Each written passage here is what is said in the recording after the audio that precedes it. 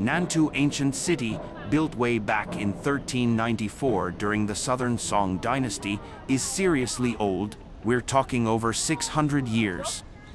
It's one of Shenzhen's oldest neighborhoods, tucked away in Nanshan district. You won't find a ton of original structures, though.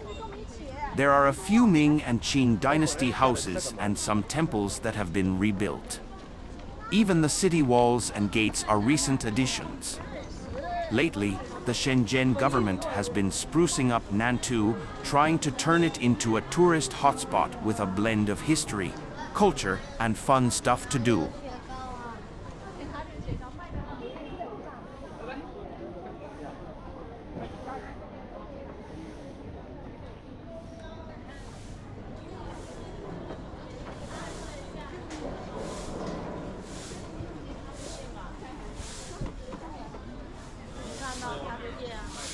Before this makeover, Nantou was like a typical village plopped right in the middle of the city. It had tons of history oozing out of its walls, but it was also struggling to keep up with the times. Picture this: mostly run-down houses, cramped streets, and a mix of locals and migrant workers just trying to get by.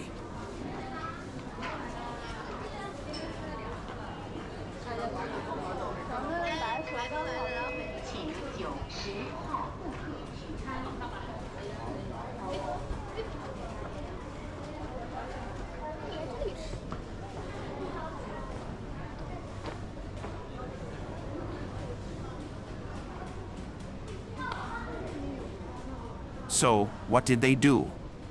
They brought in trendy shops, hip restaurants, and those Instagrammable cafes, you know the ones. It's a classic move for Chinese cities trying to attract tourists, especially young people. And it kind of works. But here's the catch: when you go too commercial, you risk losing that authentic vibe. It's a tough balancing act, preserving history while making it fun and engaging.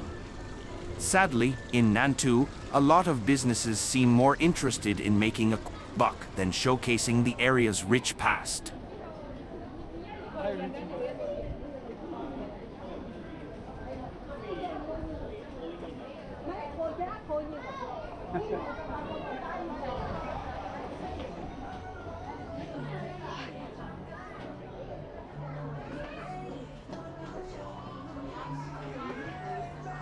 Shenzhen's creative shops primarily sell innovative canvas bags and plush toys adorned with designs featuring Shenzhen landmarks, local dialects, or cultural elements.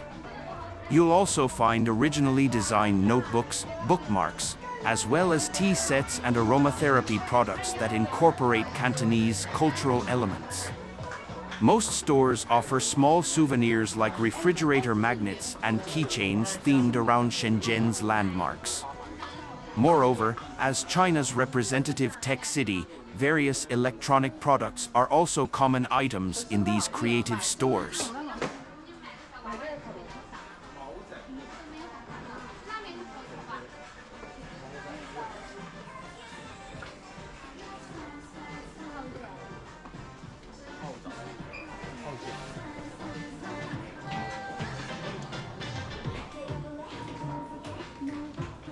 Compared to many historically rich cities in China, Shenzhen's cultural and historical foundation is relatively weak.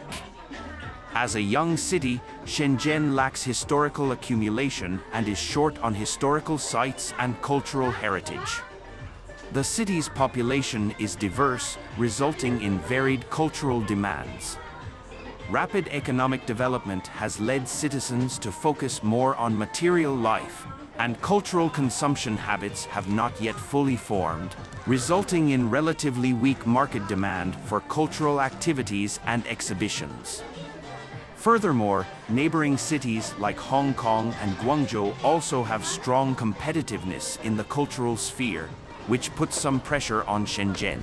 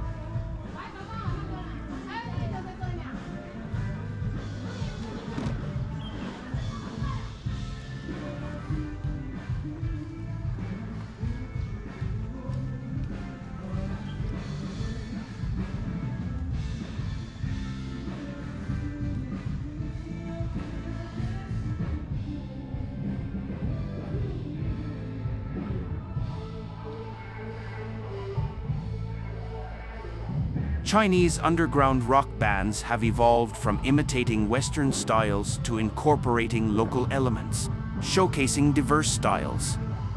The internet era has provided broader platforms through streaming and social media, while live houses and music festivals offer new opportunities. However, as underground and mainstream boundaries blur, bands struggle with positioning and direction. Maintaining independence while creating meaningful works within policy constraints is challenging. The scene faces obstacles: an incomplete industry chain, unstable income, and lack of professional talent hinder long-term growth. Establishing a robust industry ecosystem to foster underground music development remains an urgent priority.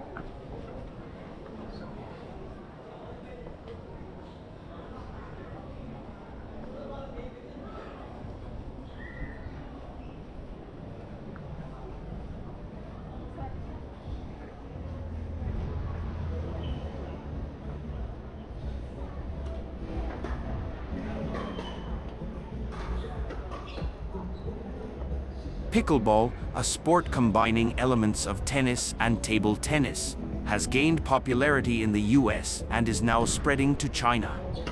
Easy to learn and suitable for all ages, it's accessible even for the elderly due to its moderate intensity. While Nantou Ancient City's pickleball court hosts various community activities, the sport remains largely unknown in China compared to basketball or badminton. There are concerns that pickleball might follow the path of frisbee, potentially becoming an internet celebrity sport exploited for attention rather than genuine athletic pursuit.